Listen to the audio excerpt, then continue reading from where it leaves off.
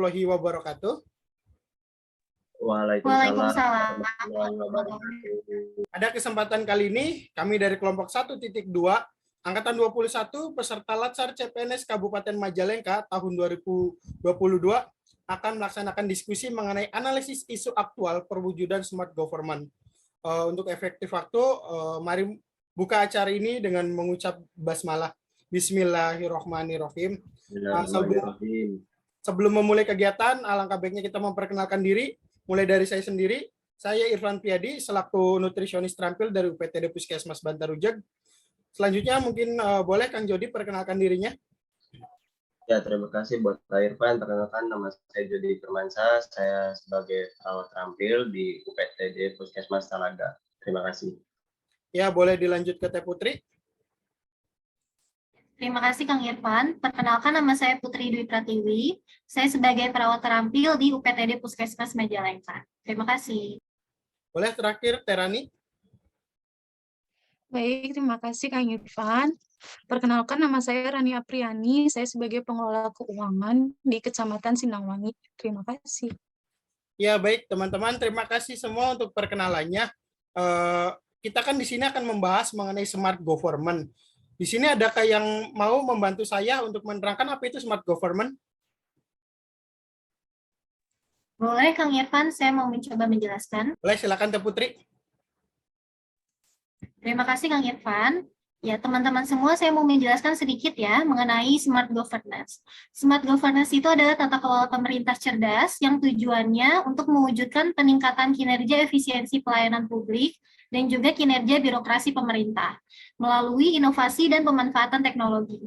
Oleh karena itu, perlu adanya smart ASN. Seperti yang kemarin sudah kita pelajari ya, ada 8 hal smart ASN itu, diantaranya ada integritas, nasionalisme, profesionalisme, wawasan global, IT dan bahasa asing, hospitality, networking, dan entrepreneurship. Nah, ada salah satu keterkaitan antara smart governance dan smart ASN yang akan kita bahas pada hari ini, yaitu sama-sama diperlukannya teknologi atau IT. Begitu, Kang Irfan, dari saya. Terima kasih. Ya, terima kasih Teh Putri sudah membantu saya menjelaskan mengenai smart government ini. Kalau pemanfaatan IT atau teknologi di pemerintahan Kabupaten Majalengka, menurut teman-teman yang sudah dirasakan sekarang, gimana?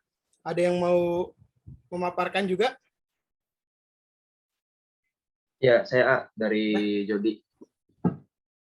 Untuk pemaparan di instansi pemerintah Kabupaten Majalengka sendiri itu menurut saya sudah ada, cuman belum semuanya berkembang menggunakan teknologi gitu ya. Untuk salah satunya untuk berkembang menggunakan teknologi itu kayak BPJS yang menggunakan aplikasi WhatsApp itu sebagai customer care-nya gitu. Kalau misalkan ada masalah apapun dari BPJS-nya itu bisa menggunakan nomor BPJS yang tertera gitu untuk melakukan perbaikan atau melakukan keluh kesah gitu pada BPJS tuh lewat dari nomor itu.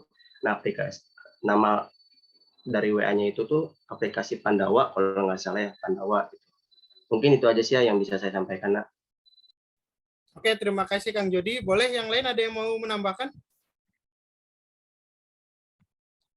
Baik, saya mau menambahkan sedikit. Boleh, silakan Terani.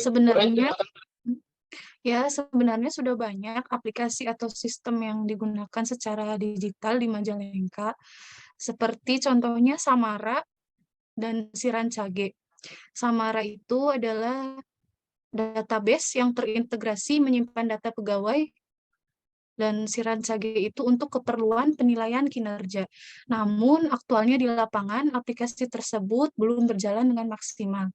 Contohnya di aplikasi Samara sendiri, masih banyak yang belum update dari segi datanya, belum adanya pembaharuan dari pegawai di aplikasi tersebut, dan untuk mewujudkan smart governance, ini bukan hal yang mudah, banyak sekali tantangan yang akan kita temui, dan akan banyak faktor yang berkontribusi di dalamnya.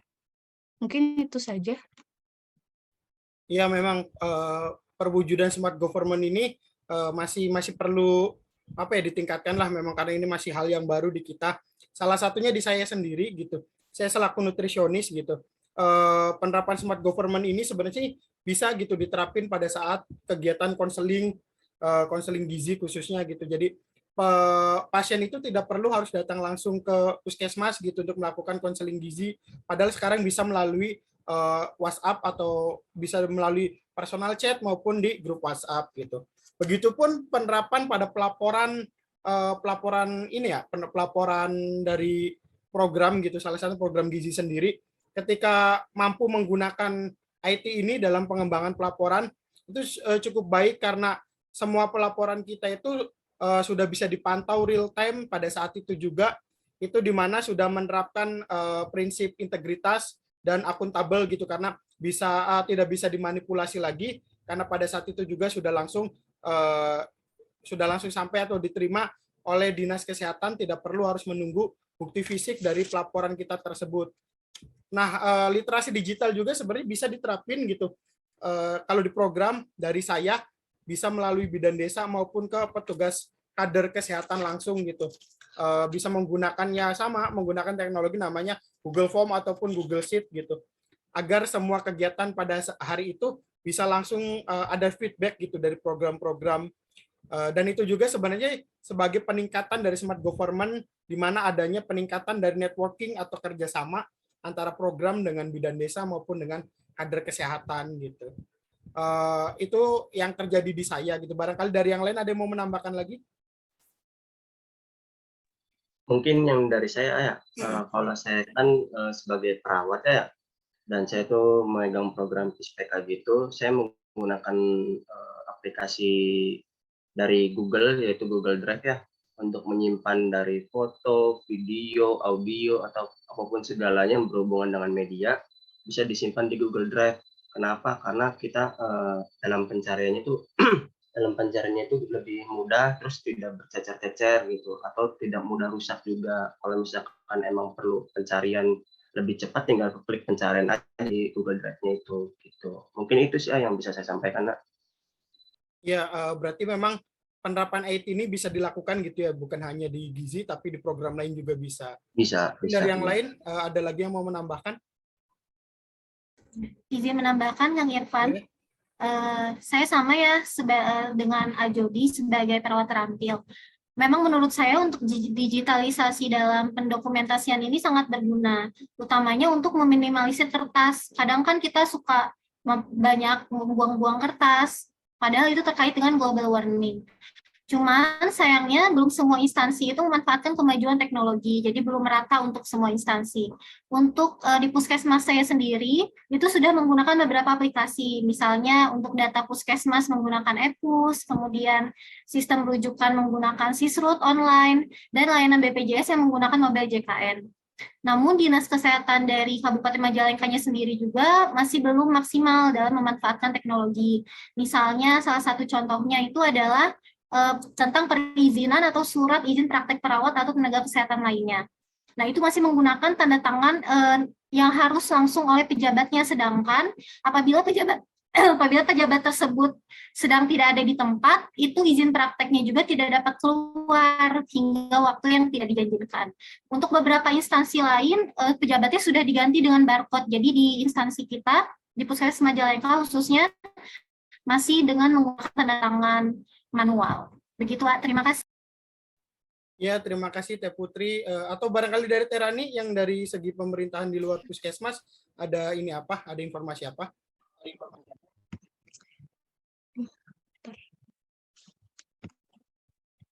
Baik, sedikit menambahkan, kalau di tempat saya bekerja juga yang menurut saya cukup untuk sulit diperbaiki adalah mengenai pengurangan penggunaan kertas atau paperless di instansi saya. Contohnya dalam pelaporan perencanaan dan realisasi anggaran, itu masih menggunakan kertas, dan kalau salah pun harus ngeprint ulang lagi, sehingga banyak kertas yang dibutuhkan. Waktu yang dibutuhkan juga cukup lama karena ya dari jarak dari Kecamatan Sindangwangi ke BKAD atau ke Bapeda Litbang itu terbilang cukup jauh. Apalagi jika ada berkas atau data yang tertinggal, jadi kita harus bolak-balik untuk mengambil data tersebut. Untuk itu digitalisasi dalam transformasi ini dalam percepatan transformasi untuk menggunakan teknologi digital ini harus dioptimalkan sehingga dapat mendukung percepatan smart government. Sebenarnya sudah ada aplikasi tentang perencanaan dan pelaporan penganggaran, yaitu aplikasi SIPD, Erenja, Emonef, dan masih banyak aplikasi lainnya. Tetapi penggunaan kertas ini sebagai bukti fisik yang masih digunakan. Padahal pengumpulan kertas hard file juga membutuhkan ruang yang luas untuk penyimpanan. Hal ini menyebabkan ruang kerja kurang nyaman dengan berkas yang bertumpuk-tumpuk. Mungkin itu saja dari saya. Iya, terima kasih Terani, dan sebelumnya ada Teh Putri dan Ajodi yang sudah memberikan contoh mengenai baiknya gitu perwujudan dari smart government ini. Ya mungkin pada diskusi saat ini gitu bisa disimpulkan bahwa digitalisasi dalam penyelenggaraan pemerintah sudah harus dilaksanakan memang sepenuhnya. Selain menjadi upaya penyederhanaan birokrasi sebagai bentuk dari pengurangan prinsip paperless tersebut, di mana karena sudah menerapkan Indonesia sendiri sudah menerapkan pemerintahan yang smart government yang sudah 4.0 gitu. Nah, untuk mewujudkan smart ASN, di mana dari tujuan smart ASN ini akan terbentuknya sebuah smart government menuju salah satu tujuan dari negara kita juga, yaitu world class government. Di mana ketika world class government ini sudah terwujud, akan adanya peningkatan pelayanan publik yang berkualitas prima.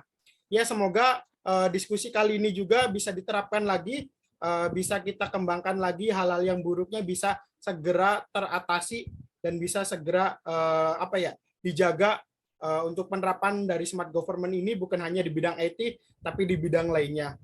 Mungkin itu saja sih diskusi kali ini. Terima kasih untuk pemaparan dan waktunya dari teman-teman. Saya tutup. Wassalamualaikum warahmatullahi wabarakatuh. Waalaikumsalam. Terima kasih Kang Irfan. Terima kasih Kang Terima kasih Irfan. semuanya. Terima kasih semuanya.